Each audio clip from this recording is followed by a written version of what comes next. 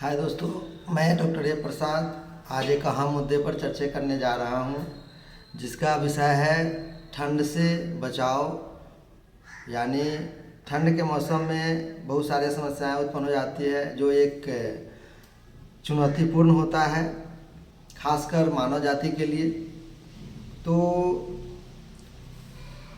ठंड के मौसम में होता क्या है कि हमारे आसपास का वातावरण जो होता है कि 15 डिग्री से कम सेल्सियस तक आ जाता है। कभी कभी 4 डिग्री 2 डिग्री, कहीं ऐसे भी कहीं जगह हैं जहां माइनस में चला जाता है तापमान। और आप सभी जानते हैं कि हमारा शरीर का तापमान जो है वो लगभग 36 डिग्री सेल्सियस पर ही समायोजित ढंग से काम कर पाता है, सुचारू रूप से काम कर पाता है।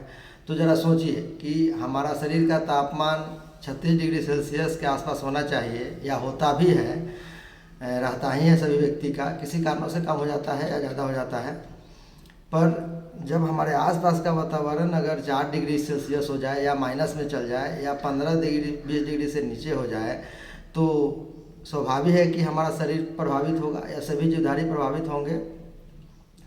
तो इसमें हम लोग का होता क्या है कि उस समय ठंड के प्रभाव के कारण हमारा शरीर समायोजित रूप से काम करने में सक्षम नहीं हो पाता है। इससे होता क्या है कि हमारा जब शरीर का तापमान कम होने लगता है तो हमारे शरीर में जो धमनी और शिराएँ पाई जाती हैं उसमें संकुचन होने लगता है। संकुचन होने लगता है, वो सिकुड़ जाता है। ठंड के मौसम में आप सभी देखते भी हैं कि ठंड लगने पर हाथ पैर कैसे सिकुड़ने लगता है।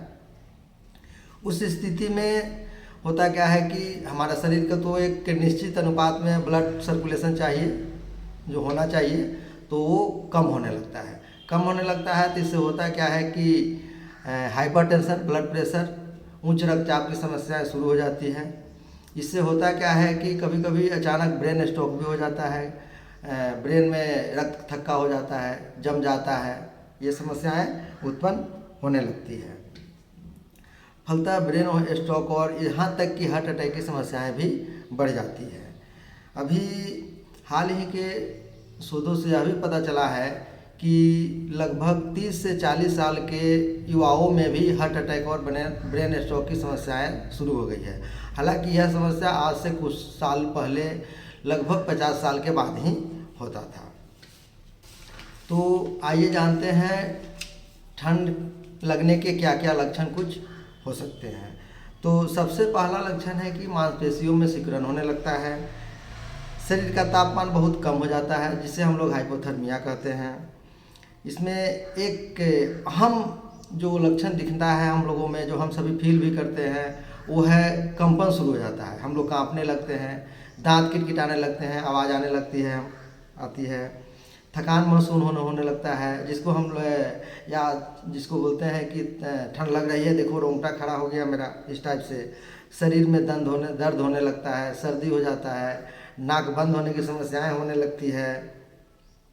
उसको बार बार छींक आता है, बार बार पेशाब जाने की समस्या शुरू हो जाती है, सांस लेने में दिक्कत होने लगती है, छाती में दर्द होने लगता है, पेट में भी दर्द होने लगता है। कभी कभी ठंड के मौसम में भी निर्जलीकरण हो जाता है तो पेट में जलन होने लगता है, गर्दन में अकड़न हो जाती है, बेचैनी बढ़ने लगती है शरीर में। तो ये सारे जो है वो समस्याएं उत्पन्न होती है। अब एक लक्षण ये भी है कि खासकर बच्चों में जो 5 साल से नीचे के हैं, आप बहुत बारीकी से इस बात को ध्यान दीजिएगा कि जब 5 साल से बच्चा नीचे है, उसका उम्र 5 साल से कम है, तो इतना ध्यान दीजिए कि ठंड के मौसम में अगर वो ज़रूरत से ज़्यादा खेलना शुरू कर दे तो समझिए इसको ठंडा अटैक कर गया है, ठंड लग चुकी है। क्योंकि होता क्या है कि जब ठंड लगने के बाद हमारा सिरा और धमनी सिकुड़ जाता है, मांसपेशियाँ सिकुड़ जाती है, तो ब्लड सर्कुलेशन का ज़रूरत तेज़ी से बढ़ता है, जो पहले की तरह नहीं चलता है। और होता क्या है, अचानक जब एकाएक जब सर्कुलेशन शरीर को ज़्यादा ज़रूरत पड़ता है तो शरीर एक्टिव होने लगता है। एक्टिव होने लगता है तो समझ जाइए कि बच्चा जब ज़रूरत से ज़्यादा खेल रहा हो तो उसमें सतर्क होने की बहुत ज़रूरत है, क्योंकि समझ जाइए कि उसका ठंड लग चुका है। अब देखिए कि ठंड लगने के बहुत सारे कारण हैं। ठंड के मौसम में तो ज़्यादा लगती है ही ठंडा, पर कुछ ऐसे भी बहुत सारे कारण हैं जिससे ठंड लगती है आदमी को। तो जैसे मान के चलिए कि कुछ ऐसे दवाएं हैं जिसके साइड इफ़ेक्ट हैं। जैसे आम तरह से देखा जाता है कि जब सलाइन, हम लोग नॉर्मल सलाइन या ग्लूकोज या कोई भी ऐसा सलाइन लेना शुरू कर देते हैं तो अचानक ठंड लगने लगती है और पूरा राइगर कंपकपी आ जाता है, तो उसका भी साइड इफ़ेक्ट हो सकता है। दवाओं का साइड इफ़ेक्ट से भी ठंड लगती है। इसके अलावा बुखार आने से पहले भी ठंड लगती है, हम महसूस भी करते हैं इसको। उसके बाद होता क्या है कि एक जो हम आज चर्चा कर रहे हैं वो है ठंड के मौसम में। ठंड के मौसम में जो बताएं ही पहले हम आपको कि जब हमारे आसपास का वातावरण का टेम्परेचर लगभग कम हो जाता है, 15 डिग्री, 4 डिग्री, 20 डिग्री माइनस में चला जाता है, तो हमारा शरीर जो है वो 36 डिग्री सेल्सियस के लिए अनुकूलित होता है, जो समायोजन करने में दिक्कत होने लगता है। और यहाँ तक कि ऐसे बहुत सारे अभी मुद्दे आ रहे हैं कि ठंड में, खासकर बच्चे और बूढ़ों में, कि ठंड लगने के बाद में मृत्यु तक भी हो जाती है।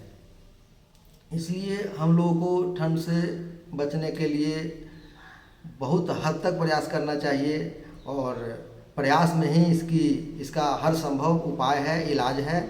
इसलिए बचना बहुत ज़रूरी है। लास्ट उपाय में तो इलाज कराने जाना ही पड़ेगा, आपको हॉस्पिटल डॉक्टर के पास जाना पड़ेगा, परंतु अगर हम बचाव के तरीकों को अच्छी तरह से जानें तो हम ठंड से बिल्कुल बच सकते हैं, घबराने की बात नहीं है। तो अभी हम कुछ बचाव के तरीकों को आपको बताते हैं जो ध्यान देने योग्य है।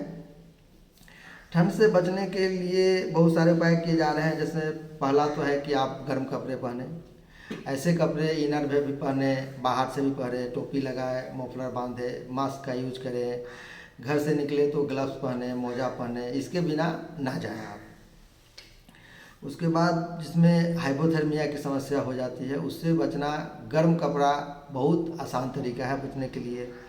इसके बाद आराम भी बहुत ज़रूरी है। आराम नहीं करिएगा, थके हारे रहिएगा तो जल्द भी ठंड का महसूस होने लगता है, आदमी को थकान होने लगता है। उसके बाद हमेशा क्या करिए कि कुछ कुछ टाइम पर गर्म पेय पदार्थ का सेवन करें। जैसे गर्म में सूप हो गया, सूप कई प्रकार के होते हैं, वेज और नॉन वेज दोनों होते हैं। गर्म पानी पिए। उसके बाद में क्या करें कि पर्याप्त मात्रा में पानी पीना बहुत ज़रूरी है, जो हल्का गर्म ही पिए, ठंडा पानी पीने का प्रयास ना करें, जिससे आपका शरीर हमेशा हाइड्रेट होते रहे। एक चीज़ ध्यान दीजिए कि हमारा शरीर गर्मी के मौसम में तापमान के लिए भी अनुकूल नहीं होता है। उस समय भी हमें बहुत जल्द प्यास लगती है क्योंकि पसीना चलता है। ठीक उसी तरह से ठंड के मौसम में भी हमारे शरीर से पानी का जो निकास होता है वो निर्जलीकरण हो जाता है। कैसे होता है?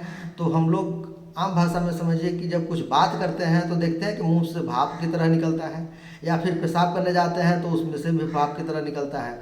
तो हमारा शरीर जैसे गर्मी के मौसम में पसीने के रूप में पानी निकलता है शरीर से, और सूक्ष्म जो पोषक होता है निकल जाता है पसीना के द्वारा, ठीक उसी तरह से ठंड के मौसम में भी भाप के द्वारा हमारे शरीर से वाष्पीकरण के तहत हम लोग के शरीर से पानी की कमी होती है और निर्जलन की समस्या बढ़ जाती है।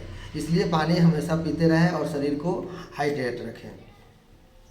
कोशिश करें कि अभी ठंड के मौसम में रात में टहलने से बचे। सुबह में जो हम लोग 4 बजे 3 बजे निकल जाते हैं उससे बचे। जब धूप निकल आए 8 बजे के बाद ही घर से निकले टहलने के लिए। और शाम में भी कोशिश करें कि ठंड का मौसम है तो टहले ना, और जाते भी हैं तो पूरे कपड़े पहन करके जाइए, गर्म कपड़े पहन के जाइए, कोई समस्या नहीं होगी। धूप में कम से कम तो आधा घंटा बैठने का प्रयास करें पर डे, जिससे होगा क्या कि आपका शरीर रिजुविनेट होते रहेगा, पोषक तत्वों की प्राप्ति होती रहेगी, गर्मी महसूस होते रहेगा।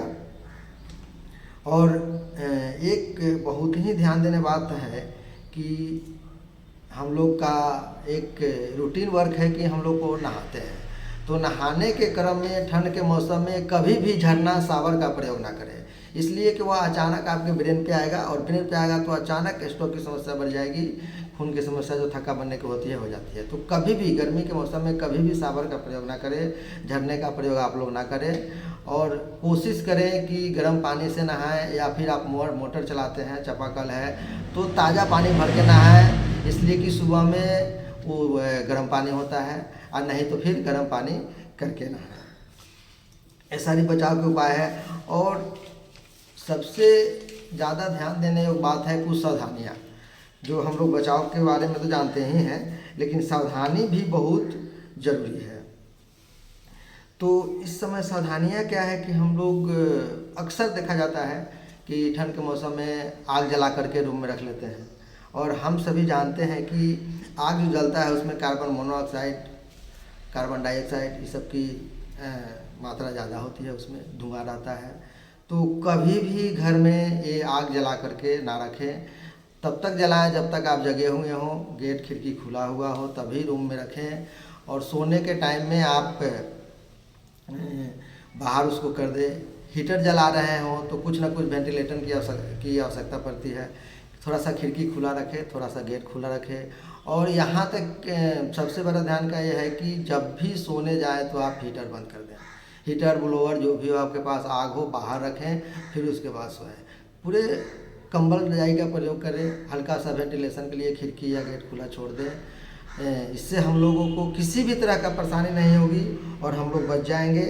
और अभी जो ठंड के मौसम में बहुत सारे समस्याएं हो जा रही है, बच्चे और बूढ़े की मृत्यु हो जा रही है, उससे हम लोग बच जाएंगे। तो मैं आशा करता हूं कि यह वीडियो आप सभी के लिए बहुत ही फ़ायदेमंद सिद्ध होगा और आप सभी ठंड से बचेंगे, ब्रेन स्ट्रोक से बचेंगे, हाइपरटेंशन से बचेंगे और स्वस्थ रहेंगे, यही मेरी कामना है। धन्यवाद।